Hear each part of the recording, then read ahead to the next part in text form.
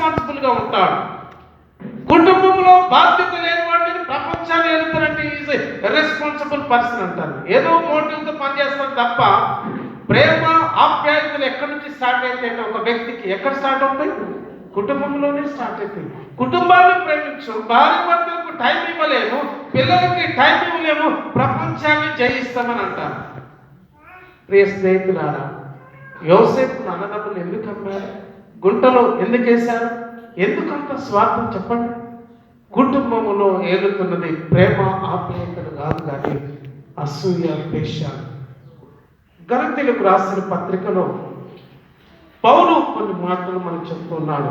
క్రైస్తవ కుటుంబాలుగా జీవిస్తున్న మనము ఏ విధంగా బ్రతుకుతూ ఉన్నాము?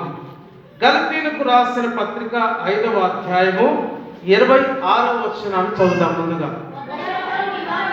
ఒకరికి ఒకరు వివాదమునకు.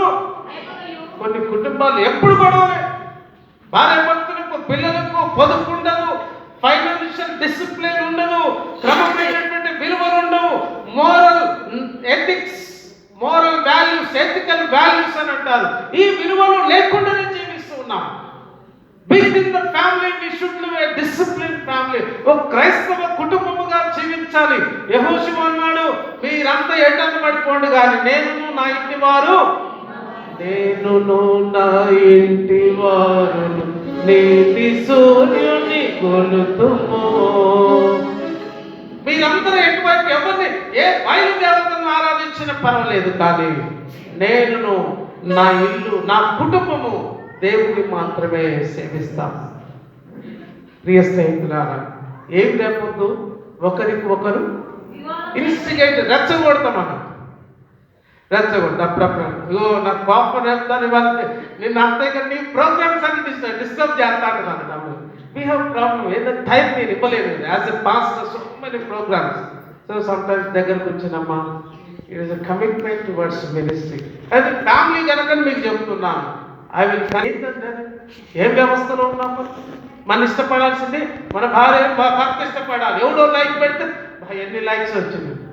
జనరల్ సోషల్ మీడియా గురించి నేను చెప్తున్నాను. మన భార్యను ఇష్టపడాల్సింది భర్త, భర్తను ఇష్టపడాల్సింది భార్య. భార్య భర్తలకు దేవుడు ఇచ్చిన బహుమానమే పిల్లలు. వారికి ప్రతిరూపంగా దేవుడు బిడ్డలు ఇచ్చాడు.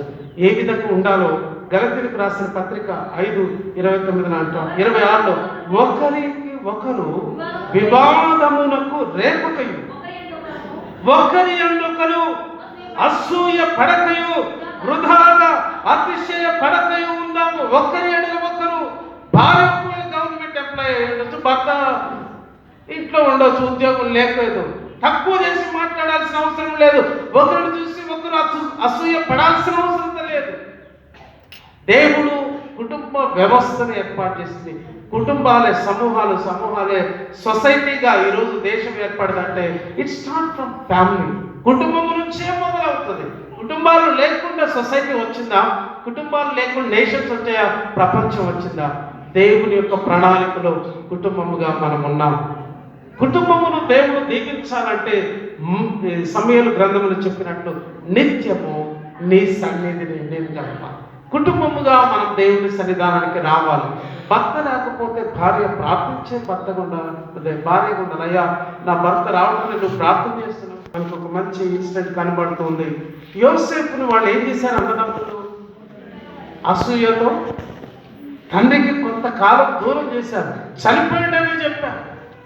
ఏ అన్నదమ్ములని భూమి మీద అట్లా చెప్తారా? తమ్ముడిని చంపాలన్నా అంత అసూయ వాళ్ళకు ఉంది కదా.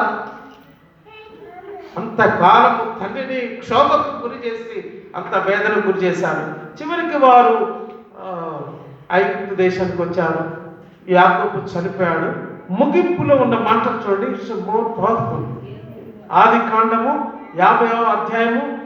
యాకోబు చనిపోయాడు, పరిస్థితులన్నీ వేరేలాగున్నాయి. ఇప్పుడు అన్నదమ్ములకు వచ్చిన భయం చూడండి. 15వ వచనం నుండి, ఒకవేళ యోసేపు మన యందు పగపట్టి కీడంతటి చొప్పున